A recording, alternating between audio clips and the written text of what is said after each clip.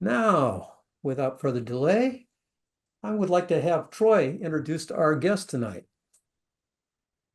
Thanks, Mike. Okay. Well, we welcome, can you hear me? Yes. Okay. We welcome Joe and Mary Ann McDonald of McDonald Wildlife Photography.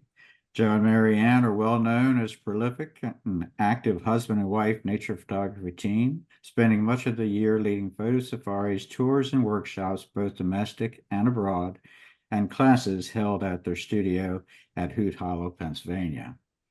Both of them are accomplished photographers and writers, having published numerous nature and wildlife photography books and articles. They have garnered photographic credits in many of the most prestigious natural history publications in the nation. They both have a long list of accomplishments and offerings that are explained in detail on their website at hoothollow.com. So thank you very much for joining us tonight, Joe, Mary Ann, and we're all looking forward to hearing your program. Okay, well, thank you. I'm looking forward to talking to you guys tonight, and hopefully imparting some knowledge and providing some inspiration. And we enjoy doing these things, and it's always a lot of fun to share information with people. So, man. As we do, and thank you for the invitation. We've been doing this now for 38 years, and the introduction that we'll show shortly will kind of give you a brief introduction to what we are. So I'm actually going to go ahead and share our screen. All right, so sorry about that, everybody. We live in the country, so it is a little bit tentative with our bandwidth and our internet out here. So hopefully everything will be okay. But tonight we will be talking about making the most of all your wildlife photo opportunities. And this is our website, which we will also show at the end. But we live in Hoot Hollow, which is in central Pennsylvania. We're west of Harrisburg on the way to Penn State. I know you are all probably University of Maryland fans, which is a big area rival of Penn State, so you know where we live. As it was said, we've been very prolific both with photography and with writing. Joe has done, oh my goodness, must be almost a dozen now how-to photography books, both with ebooks and then in print. I've written 29 children's books on natural history. We've written coffee table books, and a lot of the images in these books we have produced. And through the years, we have led many photo tours from the Arctic to the Antarctic, from Svalbard with polar bears to Falkland Islands with the penguins. Joe is known as the master of flash. So for many, many years, we did hummingbird photography workshops out in southern Arizona. But we've also done hummingbird photography trips in Costa Rica and in Ecuador. We started going to southern Chile and Torres del Paine many, many years ago. This was our vacation spot. We went to try to find the pumas, and after a while, we did very well. And in fact, the young photographer, our tour operator and guide, we worked with him as he habituated the pumas. So now you can have them as they walk 10 feet from you while you're photographing them. It's amazing. I think one of our favorite places we've traveled to, and we're still traveling there to lead photo tours, is to India. We're big cat people and we're wildlife photographers. So we do like tigers and jaguars and pumas and everything. But India has so much more to offer, as does Brazil, which is where we will be going this August. And then we now have added a third trip to the Pantanal of Brazil next year. Jaguars is the main mammal, but you also have giant otters, plenty of bird species. So it's one of our all-time favorite places. And a new place that we are going to is Sri Lanka, which is the island off of the southern part of India. So this just gives you a little introduction to who we are. I think Africa is what we are most known for. We've been going there now for nearly 40 years. With the mountain gorillas of Rwanda, we have 116 gorilla treks to our name, and we've named baby gorillas. So Kenya's in our heart, and we love it. But there's also other things to photograph, which is what we're going to get into. We've been to Alaska for the whales and for the bears, and so many macro subjects here in Pennsylvania and down in Maryland. So with that, I will give it to Joe to start the main part of the program. Okay, so that just gives you an idea of what we've done and, what we're all about. But my objective tonight is to provide some inspiration, maybe even those first few pictures Mary showed provided that, some guidance. And I think the most important thing for successful photography is mastering technique and the craft itself. And I've found with doing our workshops that people are often so enamored in just photographing, but they don't ever take the time to really master the craft. And they're shortchanging themselves when they do that, because you can do so much more if you, in fact, know exactly what you're doing. And I'll be touching on that with various things this evening. So first off, when we're photographing wildlife, I think a couple things can be going through your head there. One of which is just, what are you trying to convey? I know John Shaw used to talk about like how, who, how, when, why, and asking those questions as to what is your objective for wildlife. Certainly, I just dropped my clicker. Is your subject going to stay around? Do you have time to shoot it? And then with that, what's your exposure? What's your ISO? And all these things should almost be automatic as you're approaching a subject. And then with that, then, whether you're shooting a polar bear up in the high Arctic or a catbird from your front porch, like I'm doing here, we can successfully do our photography. So mastering our skills and incorporating that knowledge. This, by the way, is a shot that Mary garden lizards in India that were fighting in Sri Lanka. They're also found in India. We didn't photograph them there. Violent fight right outside the vehicle she was in, but using a fast shutter speed, she was able to freeze the action and appropriate use of lenses. Now, with our, a little slow here. Okay, now go. Okay, so in mastering our craft, today we have both, I mean, I think all of us probably started film cameras, from film cameras, maybe any position to digital cameras. And now today we have the mirrorless cameras. Traditional digital cameras that were the first step after film, you still pretty much, they functioned very, very similar in the sense of you really had to master your exposure, or simply chimp or take a photograph and then look at it to verify your settings and to make corrections. The sophistication of automatic modes are such today that 90% of the time, you're probably getting great shots no matter what. But in challenging light situations, and this is a perfect example of that, where in particular framing, if this leopard, and there was another leopard that was joining us at the time, if they would stand up and block that orange sky and I was on an automatic mode, it is possible that I would have had an overexposure, because more of the image would have been black rather than kind of like this half and half we're seeing now.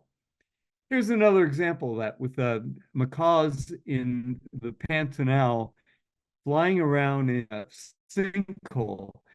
Is a shaded cliff, and at times they're actually against the sunlit cliff face, but at other times they're against the shaded cliff face. Now, in an automatic mode, it would be possible that your camera might create this type of shot where it's overexposed. Now, again, the sophistication of our cameras today, it stopped from being clipped, from being like ruined with overexposure. But nonetheless, if this is the native capture that you made, you would then have to process it and be going through the mental gymnastics of, is this the right color? Was it as dark as that, or was it a little bit lighter or a little bit darker? if we expose correctly in the first place, which we can do, and Mary and I are both big fans of using manual mode for that, that doesn't happen. I love to use this picture because this is again before mirrorless, which has changed the game a little bit. But with a traditional digital camera, one of the folks that was with me on this tour, we had this, I'm sorry. we had this jaguar that was in the jungle, but was going to be coming out onto a sandbar where it was going to be backlit and framed against a dark forest background. Now, if you know exposure in manual mode, you could meter that sand and overexpose it about one stop so that the sand would be brighter than middle tone and all your other values would fall into place. Well, this guy was using aperture priority, and because of the framing with that dark background, he wasn't getting the exposure. He was shooting, chimping. And by the time he even got close to getting the right shot, the cat was already gone. That didn't have to happen. So we're, like I said, we're big fans of using manual exposure. But if you do like to use a program mode, I would strongly recommend for wildlife using aperture priority, because basically with wildlife, we want to use fast shutter speeds to stop the action. And if you're shooting on aperture priority, you can have your aperture wide open or close to wide and ensure that whatever ISO you're using, you're going to get the fastest shutter speed possible. And you also see that little the screenshots of the M and the C1. We're also big fans of using custom modes for very quick shooting. Now, this is a Photoshop example.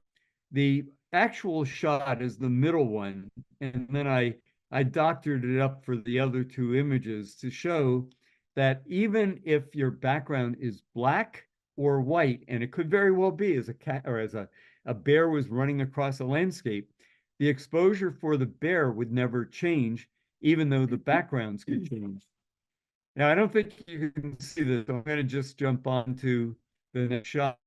It's kind of frustrating that I had with a video there.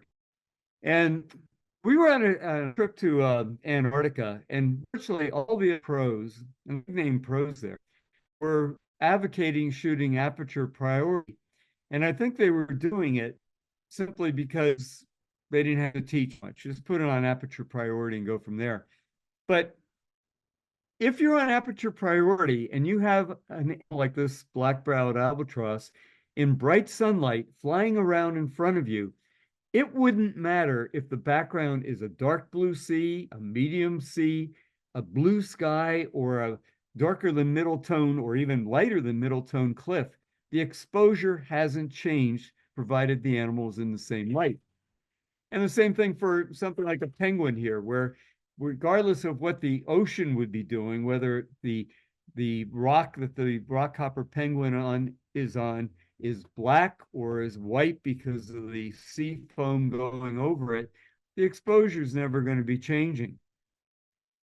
The nice thing, this is annoying to have that up there. Move it. Yeah. One of the beauties of the mirrorless cameras is what you see is what you get. And we've been teaching this stuff for like 40 years. And when it was filmed, it was an act of faith when you told people about like metering and using manual mode. It wasn't so hard with digital, but it was still, something of a challenge. But today with mirrorless, there's no excuse anyone should have for simply mastering exposure, because you can see what you're going to get. And it really frees your creativity then, because you don't have to be chimping. You can be simply looking at what the display will be, whether you're using the histogram as part of your guide or not. But what you see is what you're going to get. And you can concentrate on concentration, on composition, or on choosing the right settings. And that's where I want to get on this. A lot of times, wildlife can move fast. And I would recommend that you use, if you can, shutter speeds of like 1,000 or 2,000 or greater as a matter of course, because if your subject moves and it's not sharp, it's not going to be most of the time a satisfactory picture. So 2000th or faster is kind of like when we can get away with it, is kind of our defaults. But if your subject really fills the frame, you may have to use an even faster shutter speed. And the other year during COVID, when I was out photographing horned larks, it was a cloudy, bright day with snow. My shutter speed with ISO 3200 was 26,000th of a second. And in Arizona, 20,000th of a second. That is what in the past was high-speed flash photography. And now we do that with our ambient light shutter speeds. The only provision on that is the possibility of noise and what your own tolerance level is on noise. But things like Topaz denoise or DxO Photo Lab, the denoise features of those things really make noise almost a non-issue these days. However, if you're motionless, you can use much slower shutter speeds.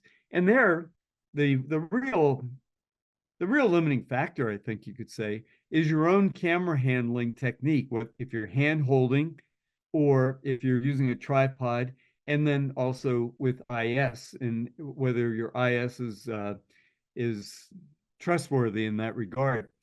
But your subject on slow shutter speeds has to be still as well. Here at 1/40th of a second, that elk. Stop. You have an internet. Yeah, no.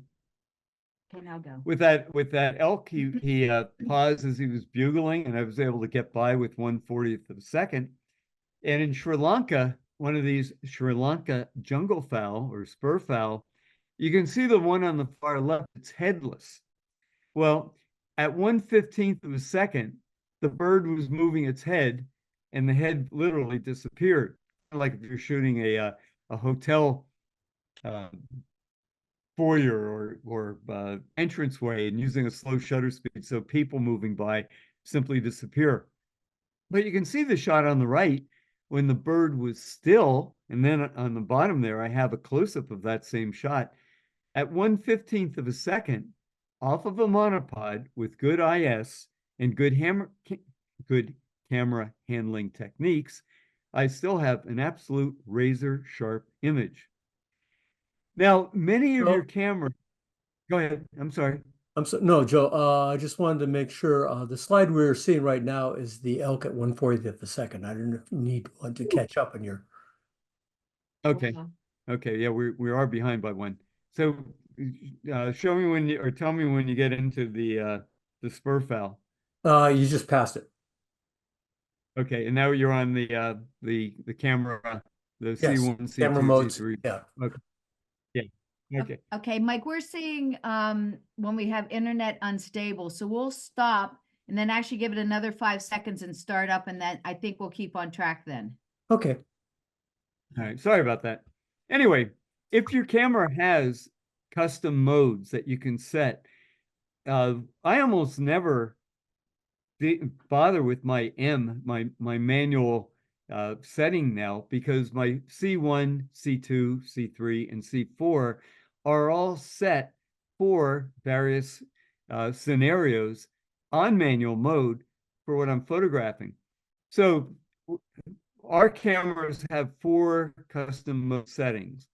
And my first one is set simply for birds. And what I have on that is an ideal ISO, a fast shutter speed, wide open aperture, and bird tracking, which the camera will allow me to do. And what system are you using? And I'm using the Olympus, or now it's the OM system. And we're using the OM 1 Mark II cameras right now. And then for our second one is for mammals, and again, parameters involved with that. And the third one, and I'll address this a little bit later, called Pro Capture. And the fourth one is just for single AF, which I might use for landscape or plants or insects or macro. And all these settings on these C1, C2, C3, C4 are mutable, they're changeable. So if I, although I have maybe it's set up for a particular ISO and a particular focusing array, I can change that on the fly and it will hold that new setting. So it's not like, oh, okay, if I'm on C1, I have to be shooting at 15,000th of a second or so. No, I can be using 1,000th of a second if I wish to. And with that, here's a shot that Mary did of a jaguar that's in the process of capturing a caiman. And this was seconds worth of preparation, if you will. Our guide pointed the cat out to Mary. By the time she saw it, the cat was already in the air and in the water and came up with this. But by dialing to one of her custom modes, she already had a shutter speed and ISO that was kind of like predetermined for the lighting conditions we had. And she was able to capture shots that literally lasted 10, 15 seconds before the cat dragged the caiman out. So having those custom modes can really be important. And then your cameras generally have a choice of how you want to have it set up for your front dials and your back dials for shutter or aperture. The OM system now actually has it where the shutter is by default is the rear wheel and the aperture is in the front wheel. You may like that. Mary likes it reversed, that she likes to have the shutter in the front, and but I like the default of the back. And why I like that, at least, is because I can be firing with my index finger on the shutter button and still changing shutter speeds if I need to adjust for exposure. But whatever works for you, if you're used to one way, and especially if you're using rear button focus, which Mary does, it makes sense the way she's doing it in that sense. But whatever floats your boat is what's good on that. And again, any of these dials can be usually, I won't say for every camera system, but I suspect it's so. You can dedicate a dial for, if you're using an automatic mode like aperture priority, that you can do exposure compensation by one of those wheels as well. So again, to just reiterate, for wildlife, I think stopping the action, maintaining sharpness is your highest priority. Even if noise would be an issue, you could always picture to a black and white and still have a sharp picture. But if it's blurred because you're hand holding, or like in these cases, we're in the Pantanal and we're shooting off a boat, which sometimes isn't the steadiest thing, we can get unstable internet. Okay. We can get a high shutter speed to maintain sharpness by raising our ISO. And as I said before, we're shooting at or very close to wide open apertures. Okay. So anyway, the point on this, just like with the bird on the stick, which happened to be one of the most beautiful of the Pantanal wading birds called the capped heron, is assess how fast the shutter speed and how high an ISO that you need in order to do the job. With the bear that's chasing the salmon, obviously I'm going to want a very fast shutter speed so I can freeze the action. But for the mama bear with the cub, it was raining that day, and I was trying to capture the little bit of streaks of rain as well. So I didn't need to have a outlandishly high ISO, and I also wanted a shutter speed that, and I actually experimented with that to get the streaks as I wanted it. But in either case, it wasn't the same parameters as was required for the bear.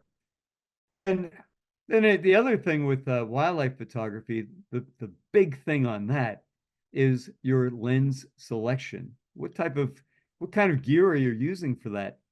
And zoom lenses, I think for wildlife is really the way to go, because you're not locked in as we were when we were, for the most part, when we were shooting Canon. We our go-to camera lenses were like 500 millimeters, although I did have a 200 to 400 2.8, and but the other issue on that, as you can see with Mary carrying that monster there, is can you carry the lens?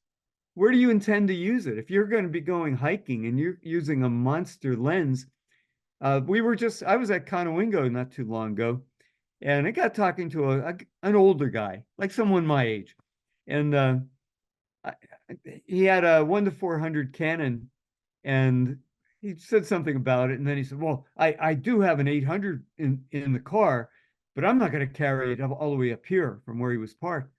And it's like, then why do you have it? You know, think about maybe lightening your load with other types of equipment that would allow you to do so. And then the other thing when you're talking about zoom lenses is some zoom lenses are fixed aperture and others are floating aperture. And generally speaking, the floating aperture ones are less expensive. And in today's world of ISOs being what they are, I don't think that's an issue. You know, the sharpness might be more of an issue for a particular lens. And one would love to say like lens speed of focus, but how do you really determine that? And I think the only thing you can really do on that is if you have friends that have a particular lens and they say, man, I love this thing. It focuses fast and it's sharp. Because I've tried, and I have not determined any way that you can do a qualitative test with motion that you can repeat it with different lenses. It just seems impossible. So our recommendation would be a big zoom lens, you know, like Tamron and Sigma both make 150 to 600s that are pretty affordable. We're using that Olympus system now, which is a micro 4/3 system. So although the focal length of the lens in truth is a 150 to 400, or they also have a 150 to 600 now, because it's a 4/3 system, it's really a 300 to 800, or with the converter up to 1,000 millimeter. And it focuses just over 4 feet at 1,000 millimeters. So I have a macro lens right there as well. Sony, Nikon, and Canon all have zooms that go in the range or between 400 and 600 millimeter. So any of those would be fine. Expensive, but you know, they cover the job. And then a mid-range telephoto lens, like a 1 to 400 or 70 to 300, will give you animals and habitat, which can be pretty nice as well. One of the really annoying things that I grew up with when I was first buying equipment as a teenager with no money and every dollar counted is you buy a macro lens and it would give the minimum focus at such and such, like 2 feet or something like that. But it was measuring it from the film plane, not from the front of the lens. So if you were using a 60 millimeter lens and the working distance was 12 inches, it may in fact have been about 4 inches, and therefore almost impractical for a lot of subjects that might run away. These 3 lenses here that I'm illustrating, the one on the far left is the 90 millimeter OM system macro lens. That's 90 millimeter, the equivalent of 180 millimeter. And because it's this 2x magnification native, it is the equivalent of a 4x magnification lens. And that's the minimum focus that you see there with that toy turtle. The one in the middle is a 30 millimeter that gives me 2.5 times life size, according to the micro 4/3 sensor. And the one on the right is a life size shot, and that's about 4 inches, and that's the 60 millimeter macro. But you really want, when you're determining macro lenses, you really want to talk about the working distance at 1 to 1 or 1 to 2, whatever it goes down to, and not the chart or the specs, which is measured from the film or the sensor plane of the camera. And this is our rig now with what we would be traveling with. The lens, the big lens on the right, which is our biggest lens there, is that 150 to 400, and then a 12 to 100 and a 40 to 150. And all of those easily fit into a camera roll-on bag. I can tell you that when I was shooting Canon, that one lens would fit basically most of that compartment on the right. So carrying a lot of gear back then is far more problematic, and our life has become far easier. So mastering your gear and the potential of your gear is so important. And one of the things that I've found with a lot of experienced photographers is they don't really utilize their LCD screen to its fullest advantage. You might be shooting at ground level and people might be inclined to like get down on their belly and then be shooting when they could be squatting.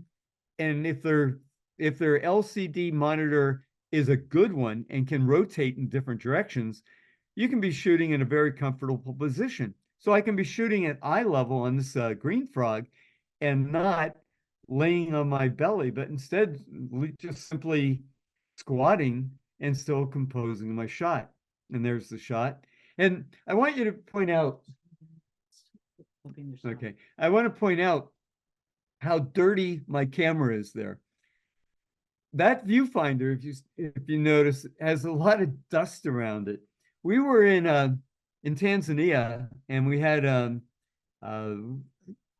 brother and sister that were both shooting Nikon. Not that it mattered with system, but all of a sudden, Nikon mirrorless. Nikon mirrorless. All of a sudden, their LCD monitors weren't working, and both of them. And they, oh my God, both cameras are gone. I can look through the viewfinder, but I can't use the monitor. And the reason was the eyepiece was so dirty that although we could see through it and focus fine and whatever, the sensor felt as if they had their eye to it and it blocked off the LCD. It was, you had one or the other, and the one by default was blocked because of the dust. As soon as they cleaned their eyepiece, when they took their face away from the viewfinder, they could actually look through their monitor again. So it's something to keep in mind if you ever find that your monitor acting funky on. It might be that the eyepiece is dirty, like mine is right here. Now, in Sri Lanka, we were photographing this animal called the gray loris. It's a very primitive type of primate. It's nocturnal, and we had a little red flashlight that the guide was using. This was murder. It was so hard to photograph. And you can see that that shot is nothing. It's crap. However, using the color temperature, the automatic color temperature eyedropper, and putting it on the belly of that loris in post-processing, and putting it on that belly, which should be white, it transformed that terrible red lit image into what we see here. And then I added a little bit of sharpening to clean it up a little bit. But look at the difference between those two shots. And that was shot at 112,800. So it would have been, God, just imagine back in film days when 400 was as high as you could go. But I got a salvageable image out of that I think I just had it published in Nature Photographer magazine with this shot here.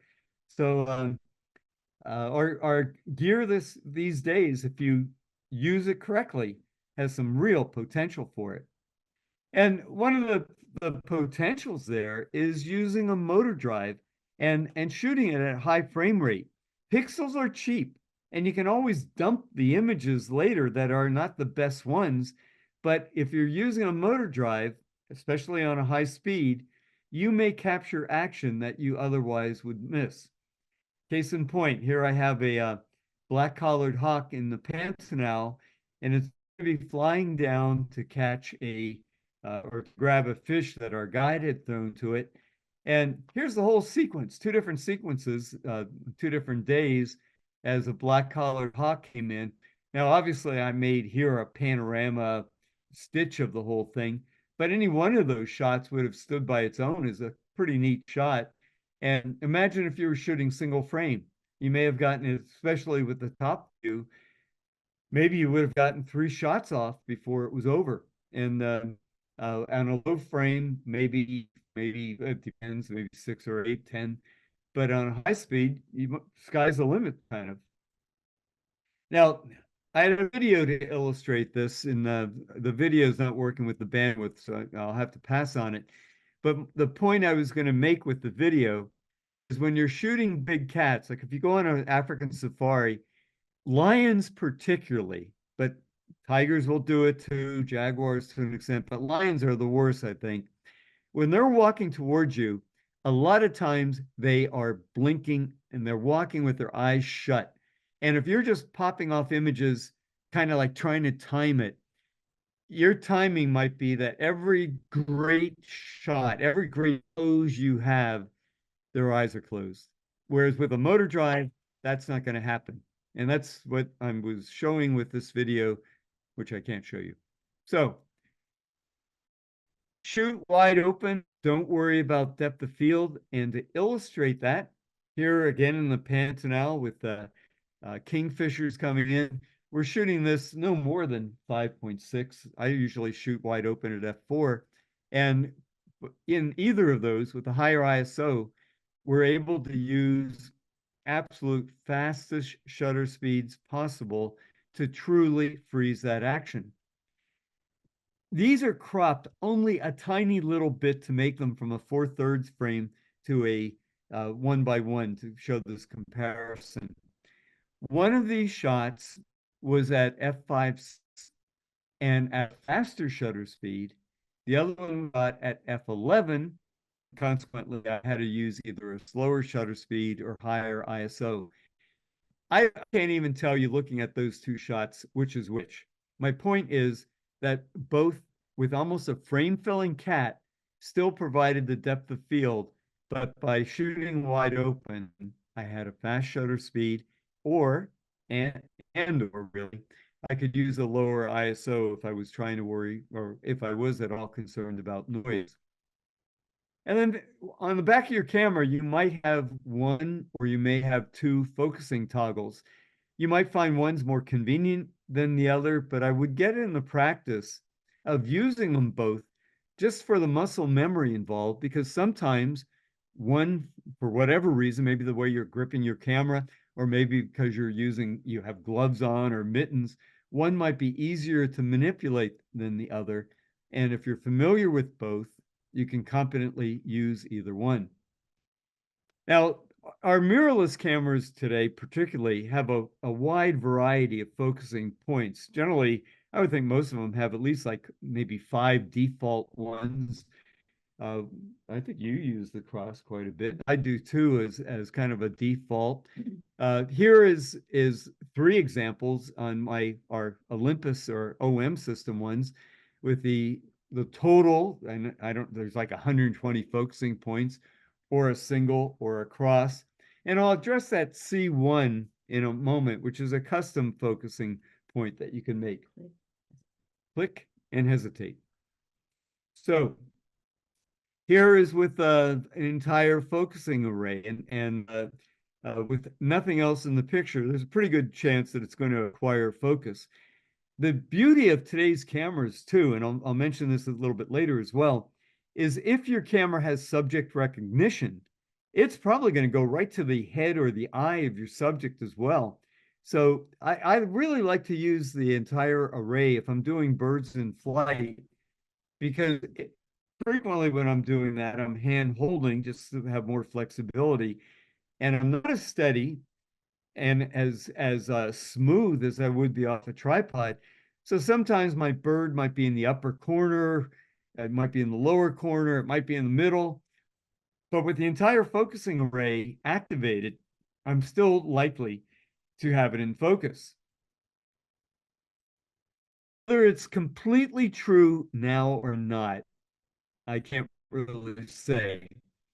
Not too long ago, you could almost guarantee that the center autofocus point was the one that would acquire focus fastest and sometimes be the most accurate. The technology is changing so much in that regard that maybe that doesn't hold true as much.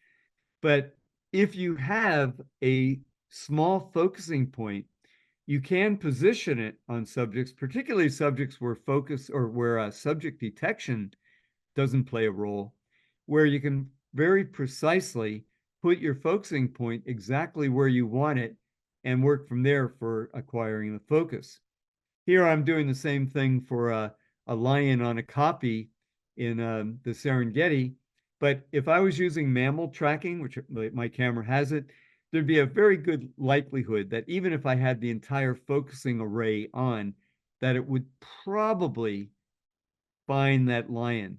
But if I do have a single point and I toggle over to it, then there's no issue. I know I'm going to be in focus. And then you see I have the circle on C1 here, which right now is not checked. Most of your cameras, if they have these kind of features, you can check or uncheck options that you may use frequently or never use. And if I check the C1 and then toggle to the right, I can customize this particular focusing array. And what I've done here is I have an array that's only, sometimes I'll make it 2 or 3 in height, but in this case, it's only one high, but across the entire screen. And I like that if I'm photographing things like in the Pantanal, like caiman swimming or capybaras or giant otters. And I can use my toggling switch to move that focusing band higher or lower in the frame, but I'm going to be pretty much assured that I will have that animal in the water in my field of view and in focus by having that band of focusing going across. So it can be pretty convenient to have something like that. And then again, with your focusing options, I have circled there 2 different ways we can do it. You can have back button focus, and you can also, you see on the one on the left, I have an AEL lock. I also have that activated for autofocus as well, that if I do want to press on that, I don't have to worry about which button my thumb is hitting. I'm not using AEL lock because I'm using manual mode. Or you could use simply the front button for focus and have when you use your index finger to activate your shutter, you have your focus going on as well. The nice thing about back button focus is that after you acquire focus, if you take your thumb off the focusing button, you can recompose and the focus locks until you would press the button in again to reacquire focus. Mary does that all the time. I used to do it all the time when I shot Canon, but I've now switched and I'm now using the front button focus. I find it convenient for myself. So again, whatever works for you for that. But either way, it's almost a moot point because if your cameras have subject acquisition, it may find the press that button in. And our internet down, so I'm waiting here for a second. I think I was still shooting Canon when I switched to front button focus because I thought I missed this shot. We had her stand up and beat its chest and run by us, and I didn't know when I shot the picture if muscle memory kicked in and I had pressed in the rear button when I fired. And to this day, I don't know if I did or not, if the animal was in my plane of focus when he stood up, or if muscle memory kicked in. But after that, I thought, I'm going to go to front button focus. Mary has faster reflexes than me, so she stayed in focus. And then if your cameras have subject detection, bird detection, at least with the OM system, works for almost everything. It works on squirrels, on deer and birds and everything else. Mammal detection, they talk about it for dogs and cats, but it works for other animals too. But it does sometimes get confused with like elephants or hippos. And if that's the case, sometimes bird works. And if that doesn't, we just turn the darn thing off and then just put a focusing sensor on the eye or whatever that's the important part of the shot. But here you can see bird detection at work. I had the entire focusing array on, and the little focusing square locked onto the eye of that bald eagle as it was swooping in coming towards my photo blind. And then we have, I think most of your cameras probably have a favorites menu or a my favorites or something of that term. If I know with Nikon, the menu is rather complex. I know with the Olympus system, it's modeled more on the Canon, which made a little bit more sense in both.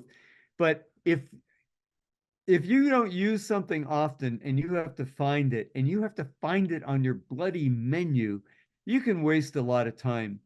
So if you put your favorite things on your my favorites or whatever it's called, you may never have to go back to the main menu to look for something. And this is three of my menus. I may have changed that since I've taken that shot, but the one on the upper left are the things that I use most frequently, and I don't have to worry about finding them.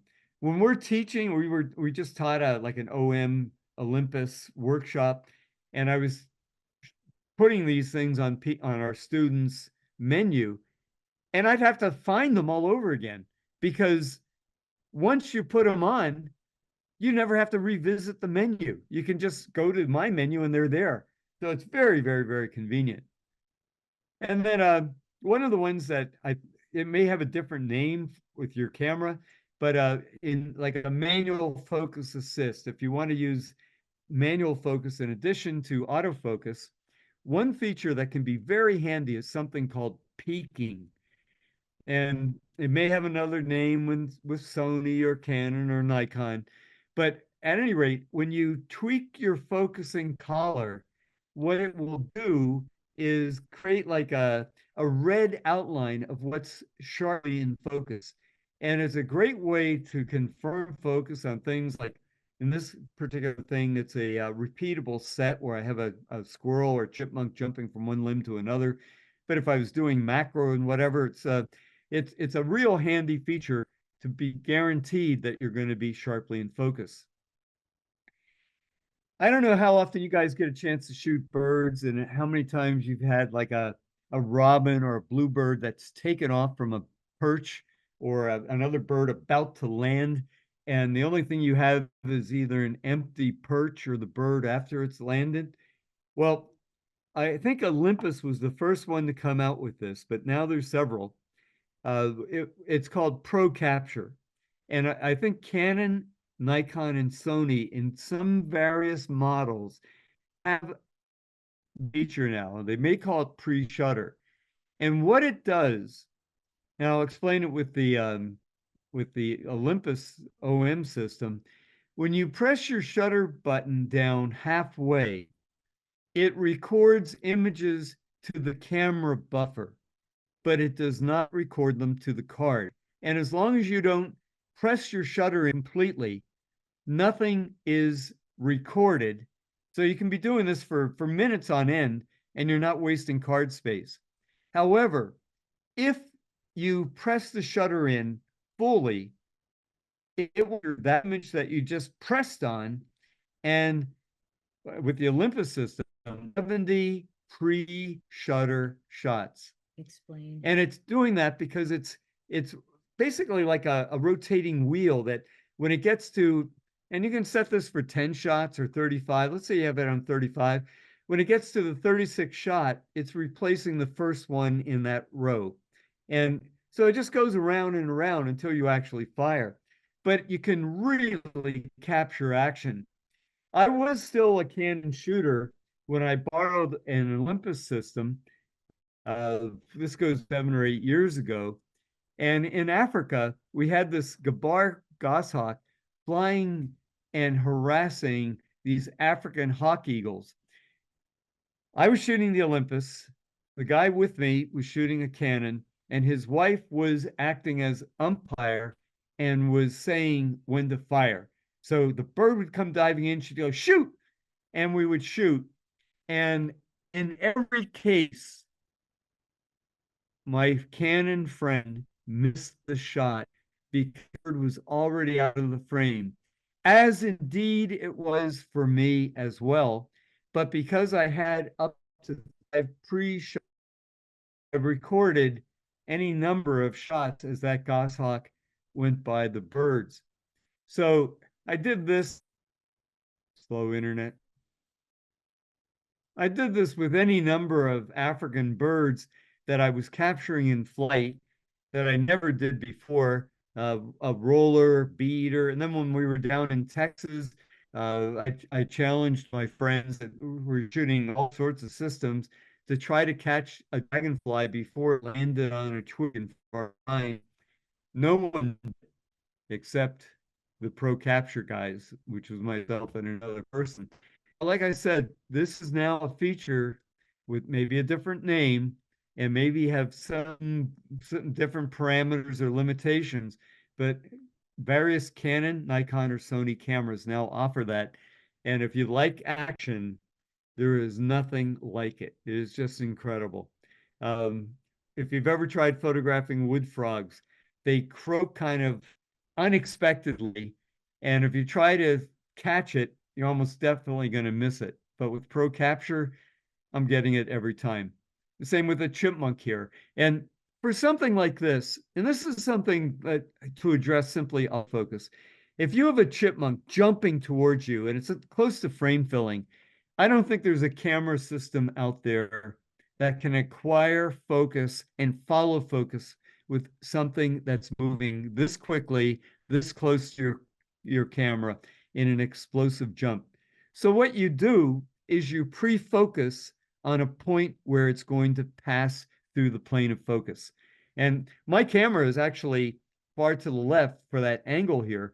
But again, by using that Pro Capture feature, when it jumped and I fired, I know that at some point with 70 pre-capture shots at 120 frames a second or something, I'm going to capture that critter as it's going through. Now, back both in film cameras and the original digital cameras, many of them offered a silent shutter, which was actually absolute BS. It was just like a slow clunk. But the mirrorless cameras have a true silent shutter. The negative on it is because you can't hear the shutter, you can be firing away and not know you're taking pictures. And in fact, if you have your camera in your gadget bag, you may go through a whole 128 gig card that way. But if you have a subject that is wary, and these wood ducks that were right outside our studio in our little pond, they were wary as anything. And if I hadn't used silent shutter, same with that gray fox I just showed a moment ago, there's no way I would have had those shots. First click and the bird would have been gone. Another feature that some of the cameras have, and Olympus was one of the first for this, an OM system, is focus stacking. And the nice thing about focus stacking is it will automatically fire a range of focus points that, depending on your system, you either would put together in software after the fact in post-production, things like Photoshop, Helicone Focus, Zareen Stacker, or with the Olympus system, the OM system, you can actually get a high quality JPEG that's composited for you. The point on this shot here, which is not wildlife, but illustrates it very well, is I have the pink lady slippers sharp on the image on the left, but I also have a very busy background. On the right, I have very good focus. It's sharp, but I have a very bokeh background, a very blown up background, because I was able to shoot 15 images at f2.8, and it composited that focus stacking to make a final sharp composite. Same thing here with the egg case of a praying mantis. At 22, I have the egg case completely sharp, but I also have a background that you could say shows habitat, or you could also say is distracting. Whereas the one on the right was shot at 2.8, and was a focus stacking, but it covered the praying mantis egg case, but because it was at 2.8, I do not have a background that is not distracting. And I've done this right off a kayak with a bullfrog, right from my kayak itself. This shot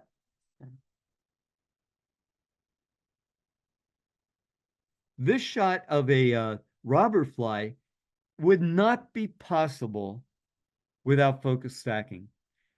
I was using at that point I didn't have that new 150 to 400. I had a Olympus 300 millimeter with a 2x converter on it. So it gave me the equivalent of 1200 millimeter.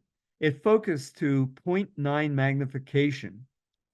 And shooting this wide open at it would have been f8 because of the converter, and using focus stacking, I have a blown out soft background and that robber fly essentially sharp from its proboscis to its abdomen. I could not have done that traditionally. If I had tried to do that with a 200 macro, I would have had to be within maybe 10, 15 inches of that robber fly, and it would have flown away. Also, I would have had to use a small depth of field like f22 or great depth of field, and I would have had a busy background. So this focus stacking created an image that would have been impossible otherwise. This, by the way, was my favorite shot that year that I shot a whole bunch of different things, but this thing just blew me away. And then finally, just very quickly, on composition with angles and action, think about not only your traditional shots, but like here there were two cheetahs lying back to back. And if you look, it looks like a cheetah is a contortionist because the claws facing you are facing in a way that the cat would have to be twisted in two, but it was another cat there. And just kind of a visual trick, if you will. One of the things that Mary and I like to do is focus, is selective focus. And how that's done, you have to have a foreground closer to your lens than it is to the subject. And I'll illustrate that with this shot here. If your foreground that is framing your subject is close to your subject, it doesn't work because the blur is focused for it. It doesn't create like a nice framing device like I showed with those previous pictures. But if the foreground element is close to the lens, closer to the lens than it is to the subject, then it becomes a nice blur and you get that nice framing device. And it can be a really creative thing for And what is the most important thing? wide open. Wide open. And shooting wide open, yes, as Mary just reminded me. So there you see an example of that with a Falkland Island brush. It looks like a robin. And then watch for colorful back. That might require that you move left or right. But if you see here in Yellowstone, and if you see a orange cliff face in the background and you have bison crossing the river in front of you, if you move to a position left or right, you might be able to frame that bison against color. And the same thing with the bear up in Geographic Harbor up in Alaska. And then I mentioned earlier with your selection of lenses, something like a 70. We're so compelled sometimes for wildlife photography to do filling shots, but zooming out and including habitat sometimes are far more effective and really tell the story. If that was a close-up shot, like I showed those two headshots of jaguar earlier, they could have been in a zoo. There's no question. This is a wild animal here. Same thing with the lions here at the plain, the Masai Mara in the background. Or using, this is our favorite lens for photographing gorillas in Rwanda, a 12 to 100, which was a 24 to 200 millimeter focal range and gave us all sorts of compositional freedom here. Same thing here in South Georgia with snowy sheepfolds and literally probably 100,000 king penguins in the background. Or a tiger in India. So our wood turtle. This is right here in Hoot Hollow with that habitat that these guys, Okay. wood turtles actually hibernate in streams like this. So this was a wonderful illustration of a good shot of a turtle and then the habitat it was in. And like that striped palm viper in Costa Rica really kind of puts out how well camouflaged these guys are. I think photographers have a terrible tendency to react and not be proactive. As a case in point, when this tiger came a log to sniff it, if they're going to do that, they're almost guaranteed to do a behavior called phlegming afterwards, where they draw the scent up into these vulmarine scent glands in the roof of their mouth, and they make a like a fun stinky face, it's sometimes called. If you get front on view of that, it often looks like they're snarling viciously. But if you know your animal behavior and you see that, it's like, nah, that thing's phlegming, it's not growling. So anticipating action, being proactive rather than reactive. And sometimes that might be because you're with a photo guide that knows what the heck he's doing and he says, hey, get ready for this. But here was a case in point where we had this um, eagle in Sri Lanka, and there was a bird like a killdeer, a shorebird that was screaming. And as soon as we saw the hawk, it was like that bird is going to be dive bombed by that plover. So we were ready for it, and when it came down, again, was using pro capture for this because it was happening so quickly that when it happened, you missed it. Another case point, like with the bear or any number of different animals, when they come out of the water, they often shake their fur. So if you're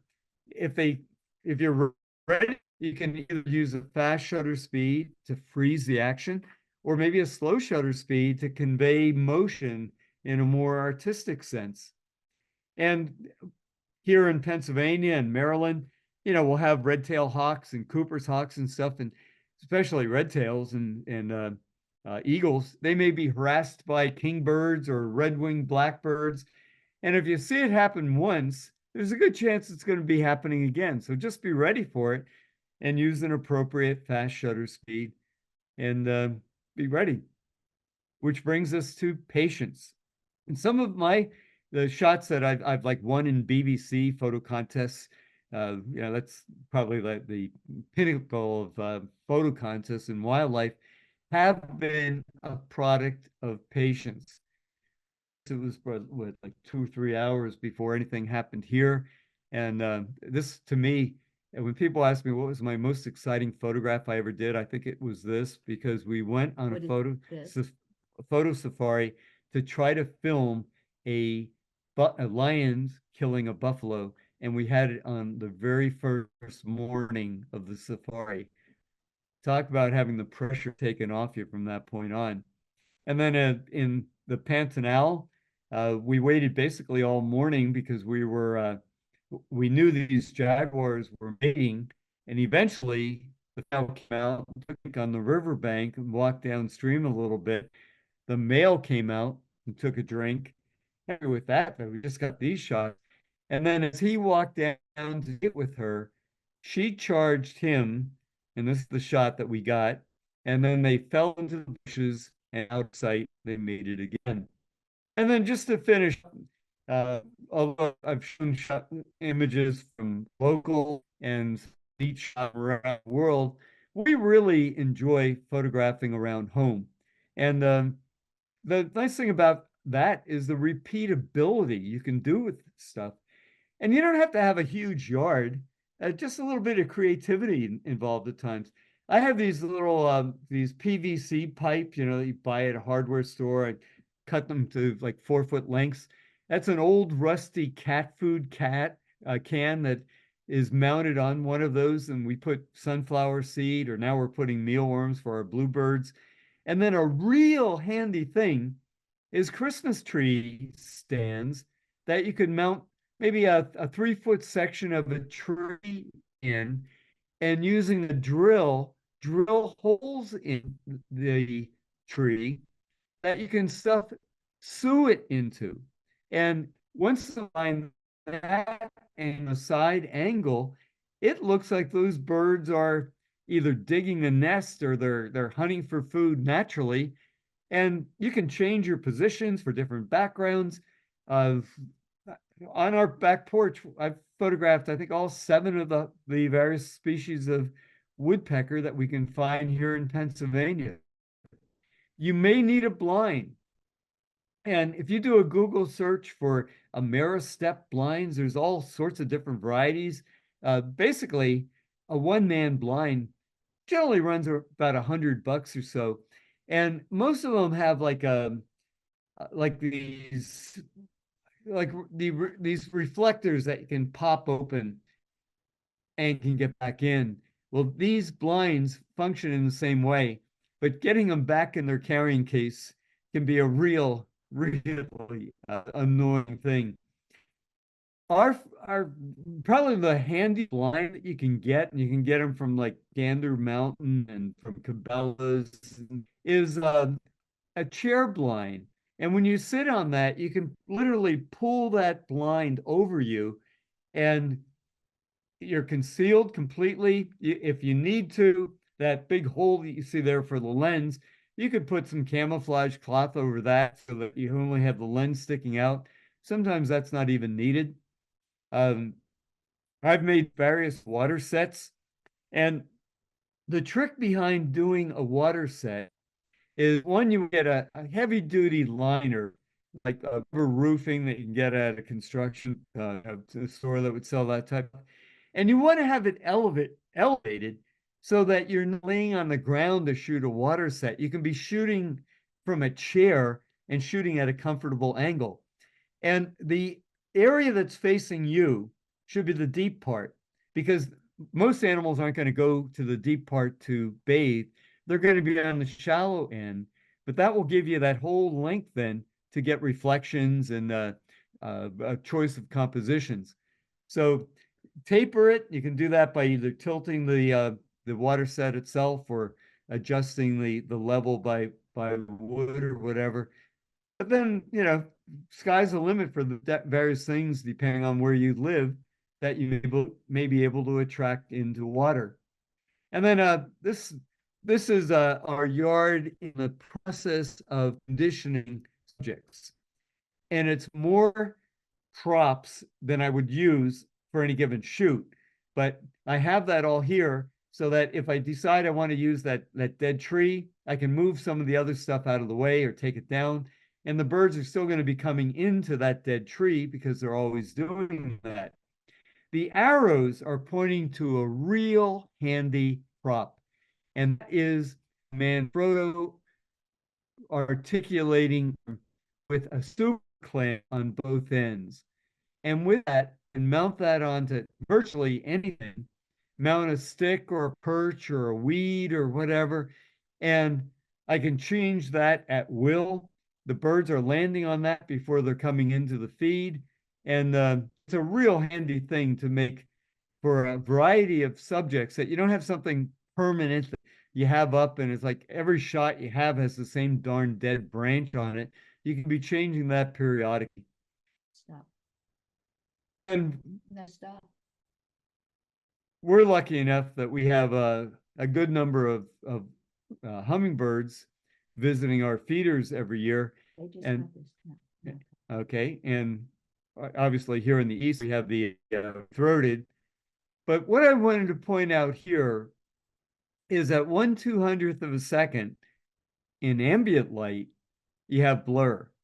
On the right, though, I am at 1/200th of a second, and I'm using several flashes are freezing the action, because even though I'm at 200th of a second, the flashes are doing the work.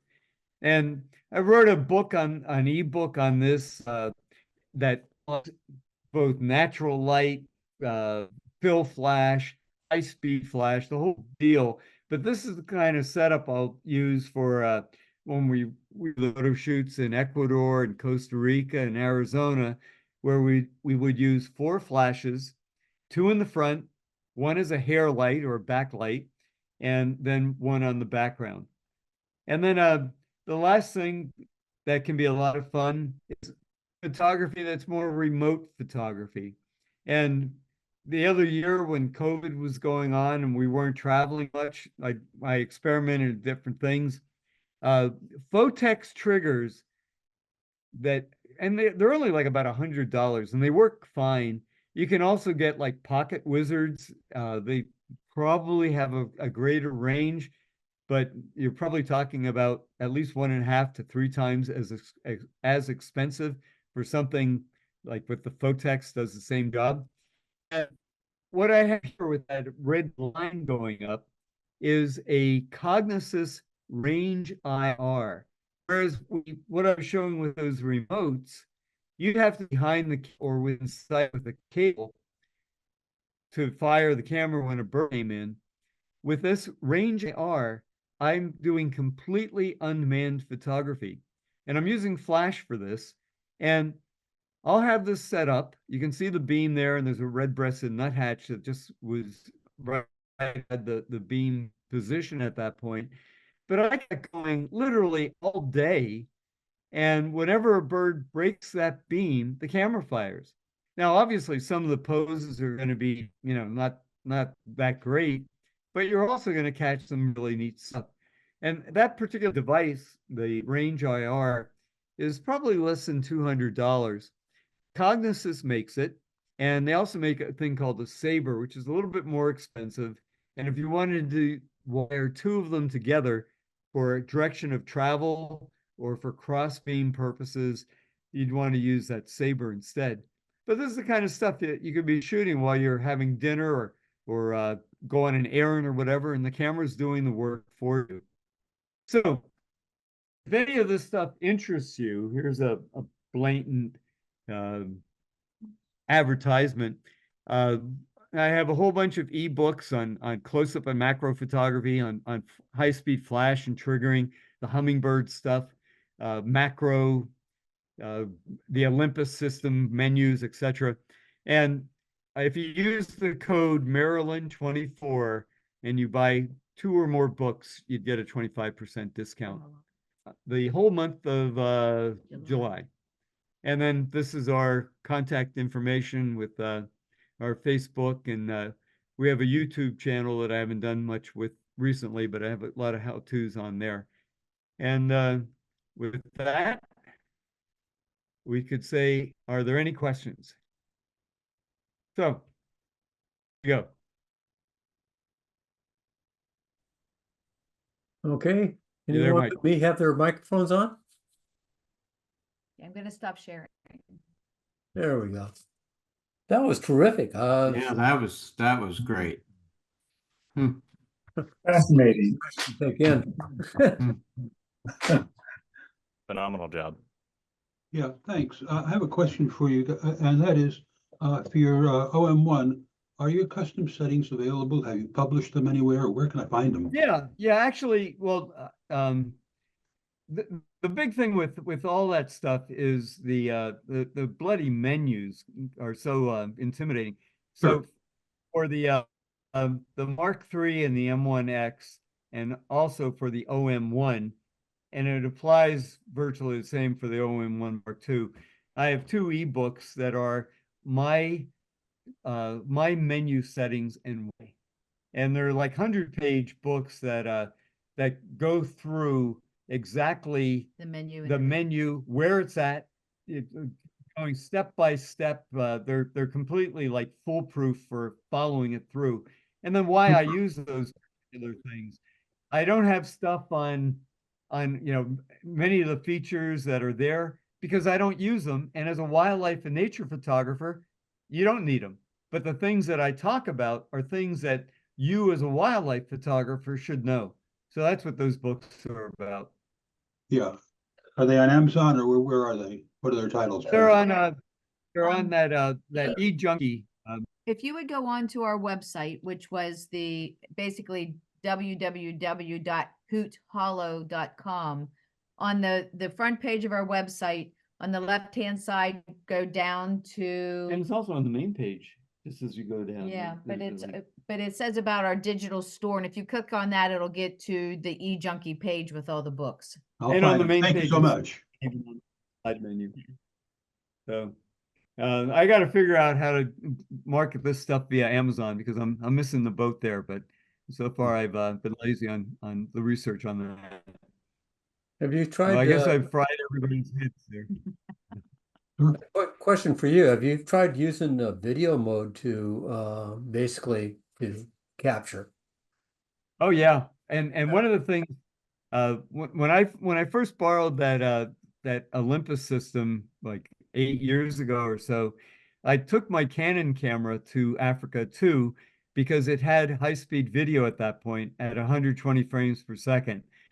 Well, since then, the newer Olympus cameras and the OM system, high-speed videos as well, up to 240 frames per second.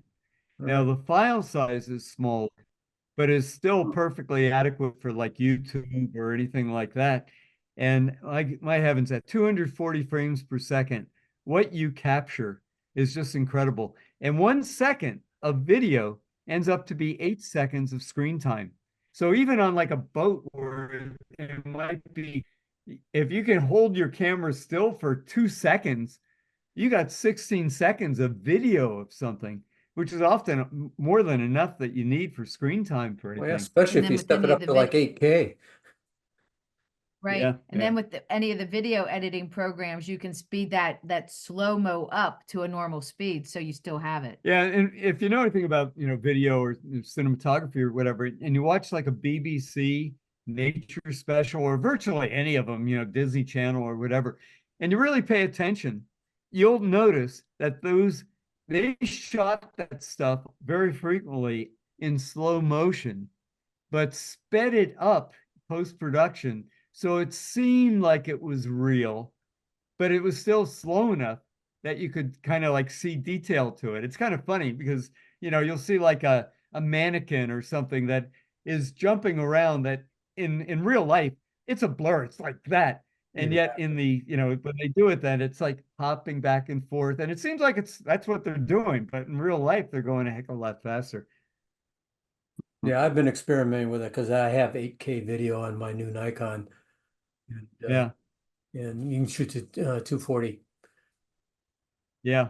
Oh, 240 is really Doing a wonderful. screen grab from that, who's going to tell the difference? Yeah. Yeah, and actually they're now in some of the competitions, they are saying no frame captures from a video can be entered. Yeah, Oh, really? again, evolution happens. Yeah. Yeah. And what's kind of silly about that? Some of the cameras now, like the camera I'm shooting, I can do I think 120 frames a second in RAW, not video, but still shot. Yeah, I can do 122nd, but I have to do it in JPEG. Yeah, Yeah, but because- I can do it Because in RAW. the buffer won't handle it. Yeah. And my heavens, at that was like you may as well be doing a screen capture on a video. Yeah. But it's technically a still photograph. Well, High frame rate. video is a bunch of still photographs. So Yeah. Yeah. Do you have any kind of a gallery? I'd love to see a room full of these pictures all blown up, and framed, and No, we don't have a well, we have our own gallery at our house. We have a sunroom that has a big wall on it and has a lot of some of our favorite images on there. But We actually had to take down, we had a part of our website that was a gallery, but somehow it got hacked that when you clicked on it, you got hot Asian chicks. oh, jeez.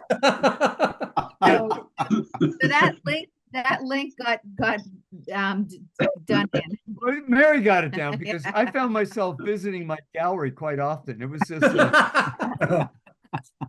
If you would go on our webpage, we have a thing with trip reports from recent trips, and then you can see Okay. images we photographed on those. right. Well, even with the glitches, it was a wonderful program. I really loved it. well, thank you. Thank you Appreciate very that. much. Mary can answer some questions if there are any, but I have to at least excuse myself for about 2 minutes because I am It's trying time to feed our flying and squirrels. I'm trying to condition them that I can get them lighting in So I'm feeding them every night pecans of all things, and I'm a couple minutes late on feeding them. So Last night we were a little late and he went out and they were waiting for him on the platforms. Where Okay, well, hey, you give them the good they stuff. had their guns out. It was terrible. So Like my anyway, fish. All right. if you Thanks so guys much, are- Joe. yeah, thank you very much. I love doing these things and sharing with you guys and seeing new faces. So hope we see you guys again. maybe we'll see Okay, you kind thanks of a lot, video. Joe. So. Thank you very much. Thank you very Okay, much. thank you. Thank you. Yes. All right, Yes. bye-bye. Bye.